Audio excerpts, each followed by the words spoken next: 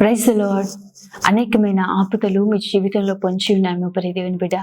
మీ చుట్టూ అనేకులు వ్యతిరేకంగా లేచి ఏ విధంగా అయినా సరే నిన్ను అవమానపరచాలి, నిన్ను ఇబ్బంది పరచాలి, నిన్ను నష్టపరచాలి, నిన్ను పడద్రోయాలని అనేకులు వ్యతిరేకంగా లేచి ఉన్నారేమో. అనేకమైన శ్రమలు, సమస్యలు నిన్ను ఆవరించి ఉన్నాయేమో ప్రియ దేవుని బిడ్డ. ప్రభు ఈరోజు మాట్లాడుతున్నాడు. యోవేలు గ్రంథం 2వ అధ్యాయం 32వ వచనం చూసినట్లయితే, యెహోవా నామమును బట్టి ఆయన ప్రార్థన చేయవారందరూ కూడా రక్షింపబడతారని. నిజంగా ఈ జీవితంలో ఇప్పుడు కలుగుతున్న ఉగ్రత కావచ్చు, ఇప్పుడు కలుగుతున్న పరిస్థితులు కావచ్చు, ఇప్పుడు నీ జీవితంలో కలుగుతున్న ఈ శ్రమలే కావచ్చు, దేవుని సన్నిధిలో ప్రార్థన చేయి. దానియేలు ప్రార్థన పరుడు కాబట్టి సింహాలు అతనికి ఏ హాని చేయలేదు.